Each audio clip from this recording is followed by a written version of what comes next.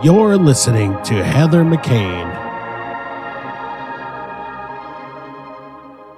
Hi, everybody. This is Heather. So today I was really thinking about this whole concept about how so many of our problems come from trying to make our solutions or the way we perceive the world to kind of project them onto other people. You know, I was kind of looking online. I love kind of always sort of seeing what the different perspectives are. And there's just so many things. And whether it's traditional wives or people who very much identify with being a feminist, or it's sort of this red pill community. It seems like most of the conflict that we have in this life is really rooted in this idea that we're trying to tell other people how to live. And the one thing that I've really learned through being an empath and kind of moving through my life in a bit of a more unique way is that our kind of personal truth doesn't function when we try to project it on other people. And, I really noticed that in my own life this weekend, because I was sort of going to Target and I was just sort of shopping and sort of looking at different things. And, there was this incident where a woman felt like she was about to be human trafficked, which I know sounds very dramatic, but it was sort of the experience that I had. I was in Omaha, Nebraska, and I really, by kind of seeing the way everybody responded to her, different people kind of took a different approach to it, right? There was this real component where people kind of wanted to step in, and there was another component where other people didn't want to get involved. And I could tell by watching this woman, she just wanted someone to emotionally support her, where she kind of figured out how to handle it on her own. She didn't want intervention. She didn't want any of these other things. She emotionally wanted somebody to support her while she kind of contacted her husband, but she didn't want to be alone. And I think that it's so easy for all of us to think that what we want is what other people want. But if you listen to people, they'll tell you sort of what they need. And I think that you can make it into this broader way where if we stop trying to project what works for us, right? So for me, for example, my husband is a stay-at-home husband, and that functions for us, right? And that, is non-traditional for other people, but for us, it makes sense. It works for me, it works for him, and there's this real component where he likes to cook, he likes to clean, he likes to drive, and so it really works. But if I were to try to put that into my best friend's life and say, this works for me, it should work for you, it wouldn't function. Because the reality is for her, she likes doing those things. She wants her husband to be a provider. And the reality is whether it's this kind of dramatic experience at a Target, or it's our individual lives, or it's our political views, or it's our spiritual experience, it's such an individual thing. And if you try to project your solution onto other people, it won't work. So this week, I think my advice would be to really not only internalize what your solution is, what works for you, and live in that. Know that that's a personalized experience. And it's okay if the next person doesn't have a non-traditional husband, or is a traditional wife, or follows, the belief system you do, or dates the way that you do, that everything is a personalized experience. And when you can do that, you can not only just show up for yourself, but you can show up for other people, whether they're in a crisis, or it's just, accepting and understanding their life in a way that you can have an interpersonal relationship, because you're not projecting your own experience. And so I hope this week, as you carry through, you live in your truth and you let other people live in their truth too. And now's a portion of the show where Heather takes calls, emails, and letters from followers and listeners and applies spiritual principles to them to answer their questions. Okay, so a listener's messaged us, and they want to know, Heather, can you be spiritually connected to someone who treats you badly, and then if they end up coming back when it doesn't work out, would it even work after that, or am I just romanticizing? You can absolutely be spiritually connected to someone who treats you badly. And a huge reason for that is the fact that, the person and the soul are sort of these two entities. And so it's kind of the person is the water in the glass, or the soul is the water in the glass, mind you, actually. The person is the glass and the soul is the water in a glass. And so you can be spiritually connected to someone's soul, but their glass, their person can be cracked and bad for you and cuts you every time you drink. So the reality is unfortunately and fortunately, the soul connection is its own entity, and the person and the way they treat you is sort of this separate entity.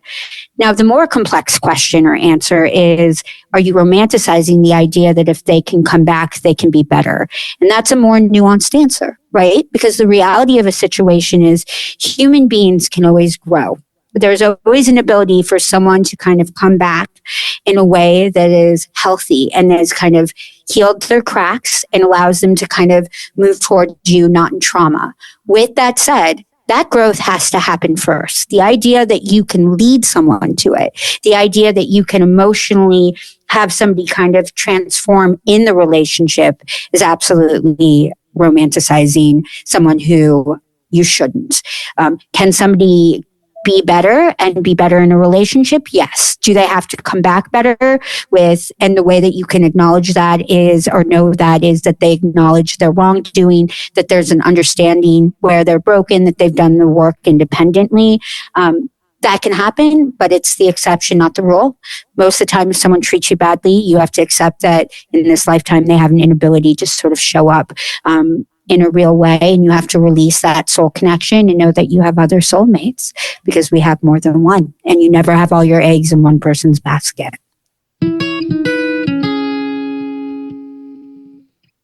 Heather, we have another email here from somebody who's a listener, and they identify as an empath, and they want to know, what do they need to do to navigate when they're in love?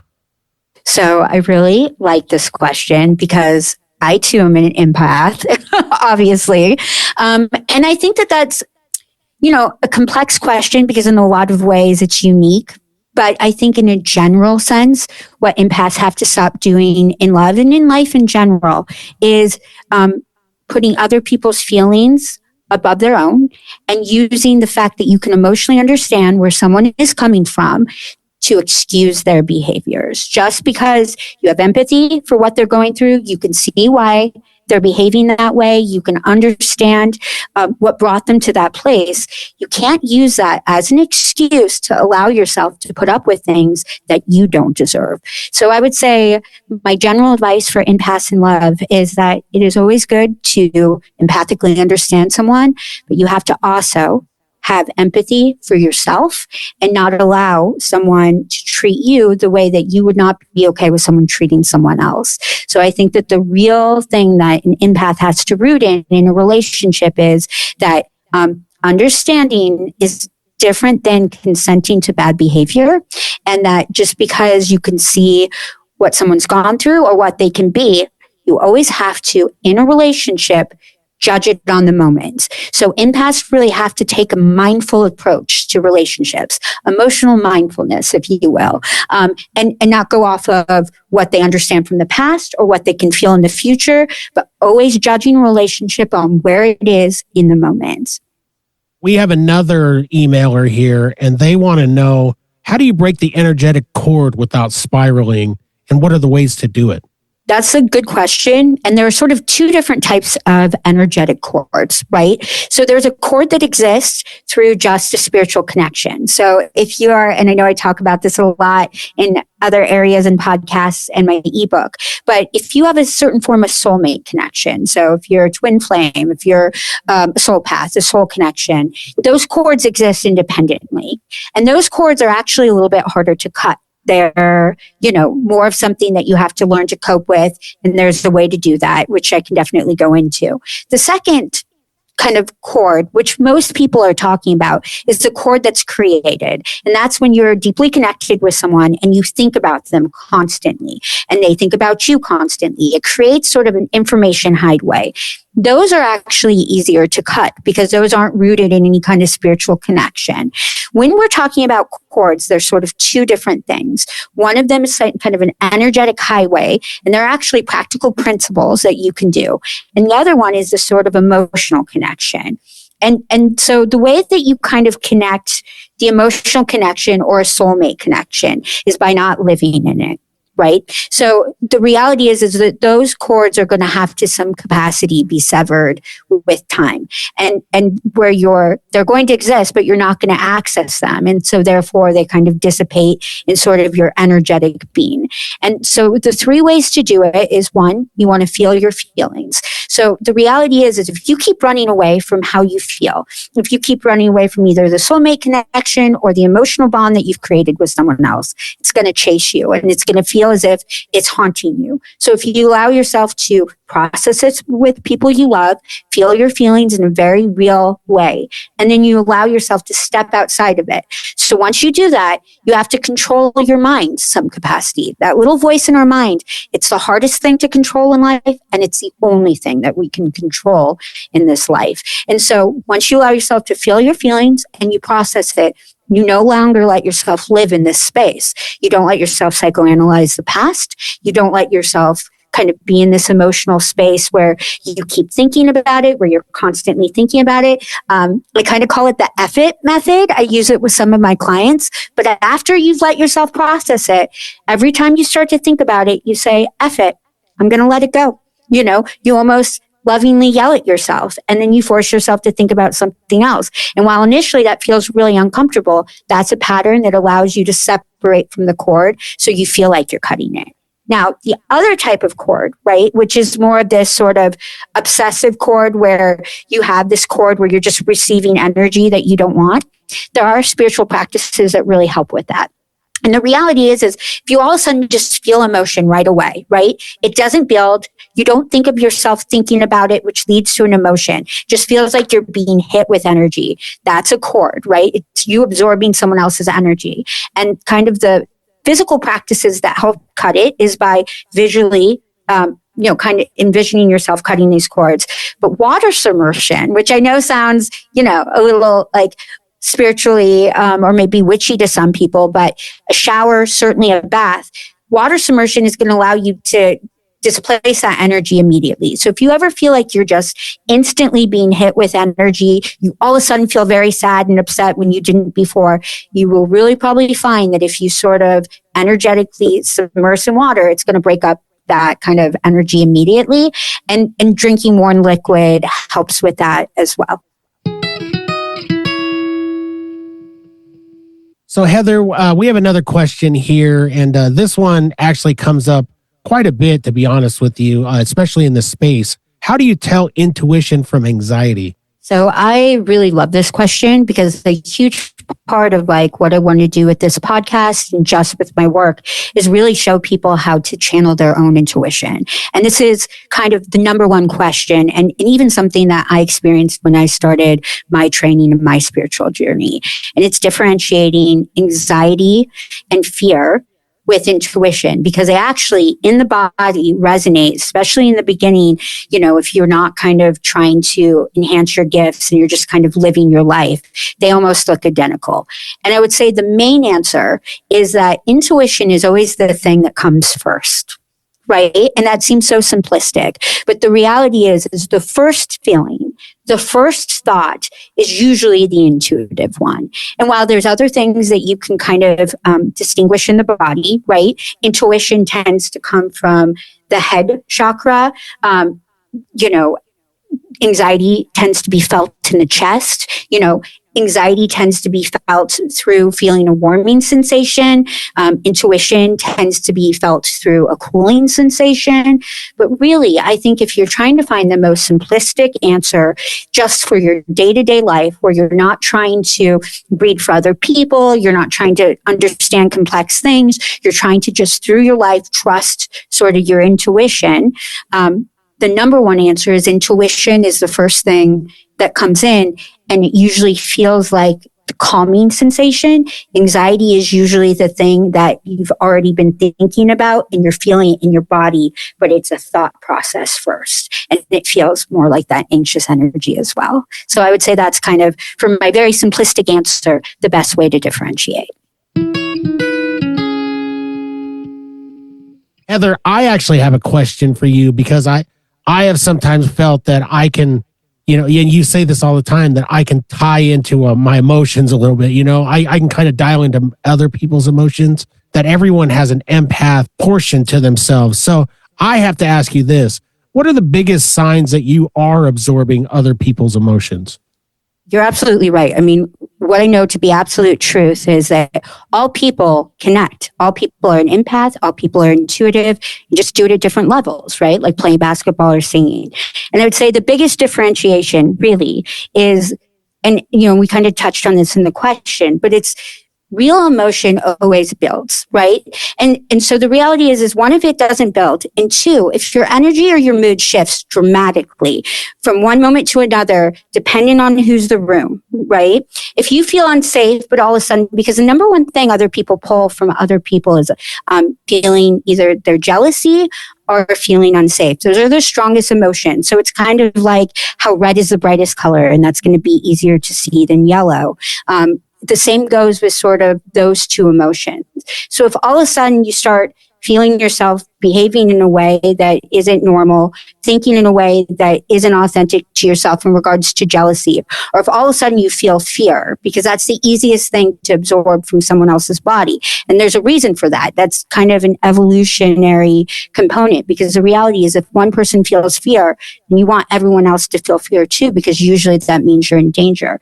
And so I'd say those are big kind of components of it. If you find yourself doing a dialogue that doesn't feel authentic to yourself, so you're going to a place where usually you're going to go to a place of compassion or understanding or different, right? Usually you feel like something's gross. I've even had the experience where, and this is going to sound bizarre, but I have noticed if I'm in someone else's energy space and someone finds something really appealing, like a type of food that I don't like Thai food, that I find myself very drawn to that. So I'd say the main way to sort of differentiate is by really knowing yourself and knowing what feels authentic to you. And then also the rush of it. Real emotion builds. Real like is something that you actually want or desire, is something that you already have authentically recognized. And so being able to differentiate really is by knowing yourself. On that thought is like, okay, people who have a chemical imbalance, as a doctor would say they have a chemical imbalance. Could it be that a person is actually very empathic, and really when they're having some of these swings, it's because they're experiencing other people's emotions? The short answer is yes. There's actually done quite a few studies with that. And there seems to be, and it's so interesting because all of these things, and even spiritual gifts, when they really start to research it, they can see it in the chemistry of the brain, right? Larger amygdalas allow for more empathicness, but also make you more likely to sort of have these sort of what's considered mental health disorders. And so, yeah, I think that the short answer to that really is yes. That a lot of times certain people, and if you have more of a propensity to really absorb energy, it's going to look as if you're being manic or look as if you're being depressed, when in reality, if you live independently, you don't find those swings.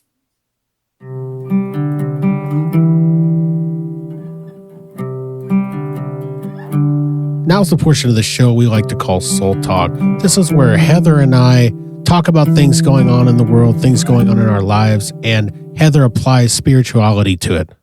There's a major trend going around with caricatures, okay, on all the social medias, and we're all going to Chat GPT, and we're dialing this in, and it's putting up these cool pictures. Well, I had a guy on social media the other night who got very upset with me, got offended by a caricature, which I find to be pretty ridiculous. And then he even accused me, and Heather, I'm a musician. He then went ahead and accused me of using ChatGPT for my music too. And then it was an instant block for me. I'm not going there. I don't need the negativity in my life. But what I want to ask you, Heather, is like, what do you think about this age of ChatGPT used as a tool? It really is great. But I do see both sides, but I want to hear your spiritual side on this. So I mean this sincerely. I really think that ChatGPT is like anything else. It's a tool. It's a wonderful tool, and it can be used positively. And in some cases, obviously, it needs to be made sure to be reined in. But you will find this from the beginning of time, right? Whether it's, with video games or it's with, using different mechanics, or when they were able to, start doing film and when they added color, there's always people who are offended or feel like you're cheating by using a new tool. And I think that that goes to a deeper thing. I mean, I think that this guy's issue isn't with ChatGPT. He's jealous of you. He's jealous of your talent. And so anything that he could see to try to make you smaller so that he could feel like, oh, you're cheating. It's not that you're just good at this, that he's going to take that. So I mean this sincerely. I think that ChatGPT is fantastic. I think that it's a tool, which is why some people use it sort of ineffectively, and some people use it for fun, and then some people use it in a way that allows them to make a lot of money or be really effective, because it's a tool that really is only as good as the person who knows how to use it. But I think that what you experienced is different. Don't you? I mean, I think this is someone who took any opportunity, because a caricature is fun, right? You are having fun with it. Anyone who knows you at all knows that you are rooted in music. Your life is music. You are incredibly blessed. It's a gift of yours, because musicality is the same as being an empath or being able to sing. It's a gift. And I think that really this person doesn't actually believe that. They were just trying to cut you down. I can tell you kind of intuitively, empathically, they don't think that that's what's happening. You just gave them a window to be able to cut them down, and they cut people down because they feel small. Well, and that's kind of the internet in general, right? I mean, that's the ugly side. The internet and social media can be great. It can be great for promotion. It can be great for connecting with people that you haven't met or seen in a long time. But then there's that ugly side where they tend to come through, and who knows what's going on in their lives. But for whatever reason, this person decided to take his night to go at me about a caricature. And so I got to ask you another follow-up question to that, Heather, would be, I mean, why though? Like, why do certain people feel that they have to do that when there's so many bigger things going on in the world? I mean, maybe they should be out there doing whatever. I mean, I'm not going to say protest, whatever you want to say, but why not put your energy in that instead of going at one guy about, I didn't pay an artist to do this caricature, and so that makes me a bad person? Yeah. So I think that that is a really good question and a really simple answer. The people who put energy into judging people ever is always because they're deeply insecure. I mean, that really is. There are two types of people, and some people who feel insecure really work in sharpening their craft and becoming something they're proud of, and the other lot of people feel small and want to cut other people down. And they kind of get the high that you or I get from putting into our craft and art. They get that high by making someone else feel like they're below them. And so those are the same types of people. They've existed from the beginning of time. But the thing about being online is it gives people a bravery, right? They'll say things to you that they wouldn't. People who were too scared to kind of be the bully feel emboldened to do that. And so I think that, the component of anonymity, kind of coupled with the fact that this person feels lower than you, and so they want to make themselves feel higher.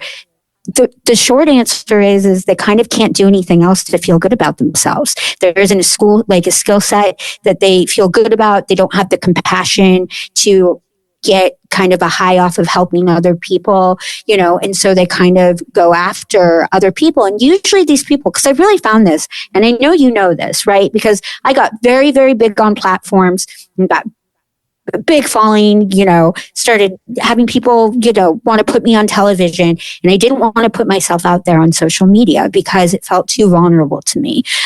Because there is this real undercurrent of the broken kind of seek that out. So the short answer is it's their brokenness. And the more complex answer is a lot of times when you talk to those people, I know Sarah Silverman is actually huge into this. She would start personally DMing people who said really horrific, sometimes anti-Semitic things, and they would usually always apologize. And I would say, because I can kind of connect in a more empathic way, that this individual guy, Kane, in your circumstance, was jealous of what you could do. He breeds truly deeply jealous of people who are musically inclined, because there is a component of him that is really connected to that and feels disconnected to the fact that he can't do it, right? It's like the person who loves to read but is dyslexic. And so I can tell you just from connecting to it that he targets musicians in that way. And you gave him an in, something that he perceived as a weakness, and he just jumped on it, even though honestly, when you told me about it earlier, I was like, that is the stupidest thing I've ever heard. Stupid. Well, I'm kind of prey when it comes to that. Like I try not to take it deeply personal because it's a stranger. Like they're entitled to their opinions. I just I could tell by how the tone of the questions that he was coming out with, I could tell that the tone was getting worse and worse by each question and each answer or response. And at that point, I mean, really, just block them. It doesn't matter. Then they don't have they can make another profile and then you can block them. Right. And I mean, listen, your haters make you famous, right? But I think that, you said something really interesting, because you said everyone's entitled to their opinion, and they are, but they're not entitled to their false facts. And the reality is you are an incredibly integral musician. And the reality is that this is a tool that a lot of us use. I mean, I've used it, to get images and things like that. It's a tool. It doesn't undercut your inauthenticity. And this guy saying that you use it for your music, that's not an opinion. That's an untrue fact. And he's not entitled to that. I'm glad that you blocked him. And, I wish him peace, because that's a pretty miserable person when you're giving them your time and they're using it to get more and more escalated to try to cut you down. That's a really sad way to live. And now, Heather, let's go ahead and take a letter from one of your followers, and we'll call this segment Dear Heather. Dear Heather, I keep thinking about my ex, even though we've been broken up for a year. I'm dating someone kind, but my body feels anxious and obsessed with my ex. Is this intuition saying we're meant to be, or is it just trauma? The way that you feel or feeling anxious connected to your ex is different than the way that you emotionally feel or associated with the new partner. I think that the first answer is that anytime you feel an anxiousness or an anxiety or an attachment that's separate of emotions, that is a trauma bond, right? You are connected to the chaos of them wanting you. And whenever you really are associated with the loss, even a year later, it's almost always rooted in the wound that it created. If I were good, if I were better, if I'd handled things differently, if I were more, that they wouldn't sort of leave me. So whenever you feel sort of a real anxiousness or an unsettledness associated with sort of the loss of an ex, it's connected to sort of the trauma bond, or more importantly, the wound that exists in you that they're sort of leaving left. I know that it's hard, but one of the main things I really focus on with my clients is being grateful for someone showing you, because being chosen is a huge part of a relationship. And so if someone walks away from you, you can be addicted to sort of that feeling of not being chosen and that anxiousness of why, and sort of the chaos of not releasing that connection, but they've shown you that they're not meant for you. Now, I think the more complicated question is two parts. Is this connected to the person emotionally not being right for you, and that their presence makes you anxious, or are you actually not ready? And I would assume from doing this experience, living my own experience, and also this massive component of working with others who are kind of going through different relationship components. Even if a year has passed, if you are associating the anxiety with your ex, then you haven't done the work yet to heal that and move forward. And that's okay, right? But ultimately for yourself, for the well-being of yourself, for the well-being of the other person, you never want to use another person to feel okay, right? It's a huge karmic principle. And so if you're in a place where you don't feel peace, when you're in a place where you haven't released sort of your ex, you want to focus on that. And can it be that this isn't the right person as well? Of course, right? I mean, the reality is a lot of times when you find a deeper connection, you're able to release the trauma of the past because you feel safe and your nervous system feels safe, and the components that you're seeking you find in another person. But the reality is if you feel that way, my advice always, and I'll never have another advice for any one individual client. It's universal. If you feel anxious about your past partner when you're in the current relationship, that is a sign you shouldn't be in that connection. Okay, and in conclusion for the week, the kind of intuitive empathic advice that I would get to just help you kind of use your own spiritual journey to get through the week, your own intuitive gifts, is to trust the signs of the universe. And I know that sounds very broad, but the reality is from the beginning of time, the universe has been showing signs. This idea that intuitiveness or seeing signs that can help guide you is sort of to specific people or a certain time frame is fundamentally untrue. That if you feel like a flickering light is a sign from someone that's passed, it is. If you feel seeing a billboard means that you should kind of go back to school, it is. The reality is that constantly the universe works around us almost like a video game. Our reality is constantly being influenced by our own individual experience and what we're supposed to be led to do. And so while there is kind of these really spiritual principles, like kind of these things that are so rooted in spirituality that they're almost like cliches, right?